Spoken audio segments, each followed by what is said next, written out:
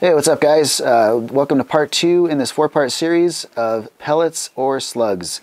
And if you guys haven't seen the first episode, I'll leave a link to that video in the description. And I basically just discuss, the overview of what I want to be talking about. And I wanted to point out that I'm not out to say that one is better than the other. It all depends on your shooting situation. And what I want to do in this series is present the information in a way that you guys can decide for yourself as to what ammo works best for you, or potentially see that maybe slugs could be something that you want to look into and try and invest in and shoot for. So for this video, we're going to be focusing on the ballistic coefficient and advantages that a good ballistic coefficient can provide. The next video in the series is going to be the energy transfer on target, which is going to be a really good one. I've got plenty of slow motion footage to show you guys of hunting footage and ballistics gel, but that's for this next episode. And if you guys have any questions, get them into the comments now. That way I can touch up on them in either the third or the fourth video on this series. So between pellets and slugs, the ballistic coefficient is going to be a huge impact. It's going to have a huge impact. In most cases, your standard JSB pellets or your H&M pellets are going to have a ballistic coefficient of 0.03 or right around there. Maybe a little bit higher, maybe a little bit lower. And you're not going to really see any advantages if you shoot them faster. A slug, even in 22 caliber, which the lighter the weight, typically the less potential for a high ballistic coefficient you see. So if you have a 22 grain slug versus a 50 grain slug, the chances are the 50 grain slug is going to be able to achieve a higher ballistic coefficient. So with a slug, the faster you shoot them, the better ballistic coefficient you see in most cases, up to a certain extent. I'm not talking about shooting them at 2,000 feet per second and it's going to be way better than 1,000 feet per second. What I'm saying is if you're shooting them at 700 feet per second and you bump it up to 1,000, you'll see a benefit and an advantage. Your ballistic coefficient is going to be a little bit higher. So in most cases, a pellet ballistic coefficient is, or we'll say this the other way, the slug has a ballistic coefficient 2 to 3 times higher than what a pellet does. And I'm going to show you guys some graphs here in a few seconds, and you guys can see for yourselves with loads that I shoot. With some of my guns are tuned for these, and you guys can see the advantage in distance shooting, what the advantage would be when you're shooting at a distance with either of these projectiles.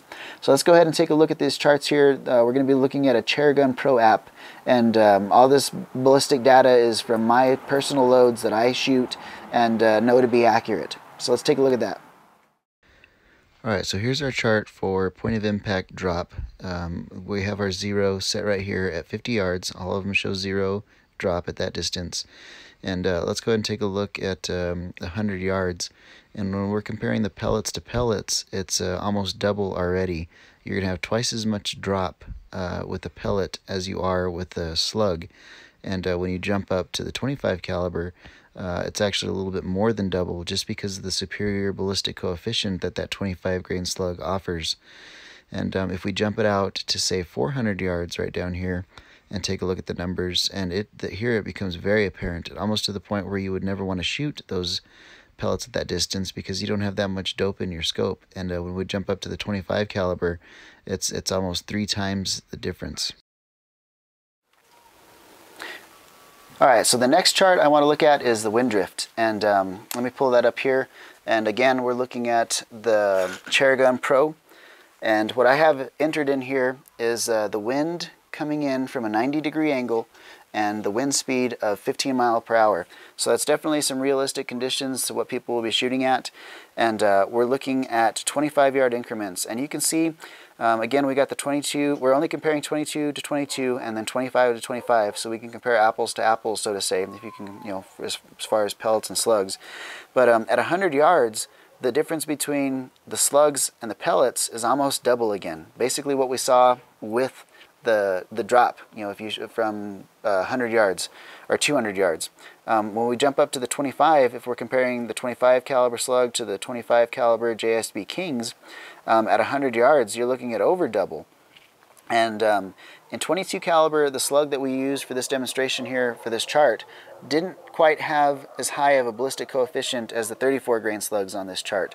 And having that higher ballistic coefficient shows you right there that the wind doping capabilities of that slug and that ballistic coefficient is really good. By the time we get out to 200 yards, you know, you're definitely looking at double. You know, it just kind of is a factor of 2 all the way out to that distance.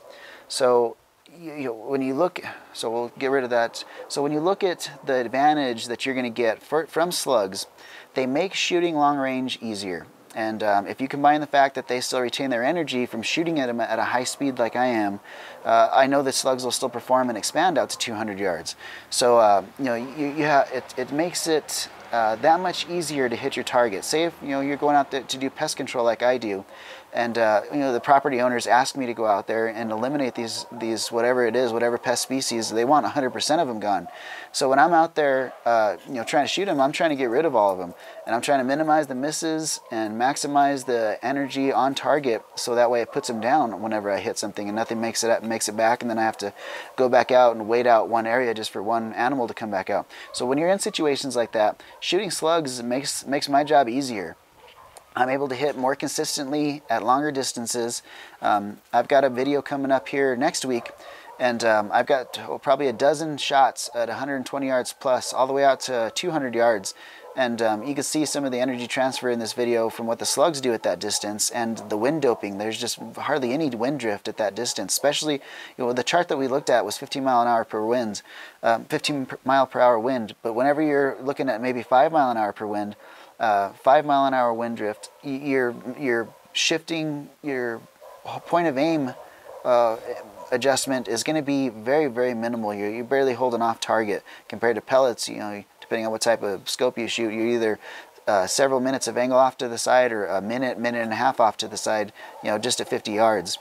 So if you are looking to make long range shots, you know, 150, 200 yards, and you have the rifle that'll shoot a slug at a reasonable speed, and you have to shoot them at a reasonable speed, otherwise they don't expand.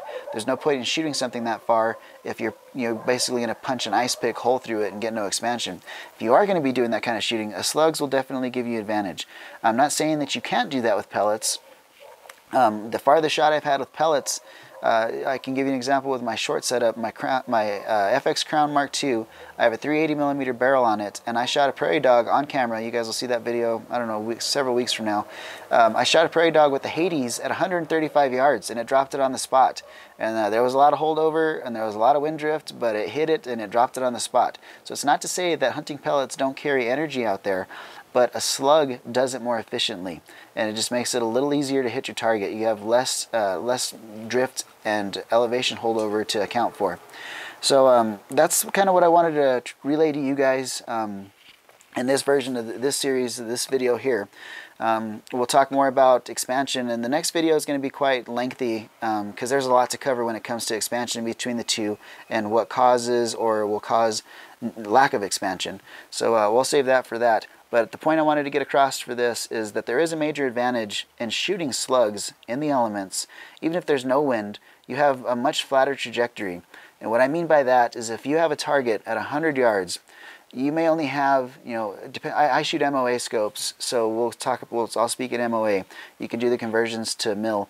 But at 100 yards with a slug, I only have 5 minutes of elevation drop. That's how much I'll have to dial 5 minutes or hold 5 little ticks on my scope over the target.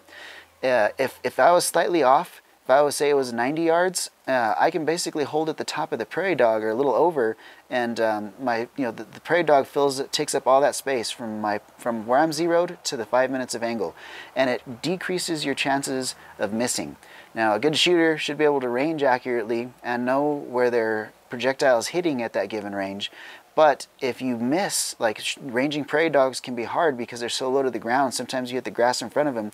If you make small errors like that, a flatter shooting trajectory is going to make it easier. You're going to have you're still going to hit close to where you thought you were ranging at.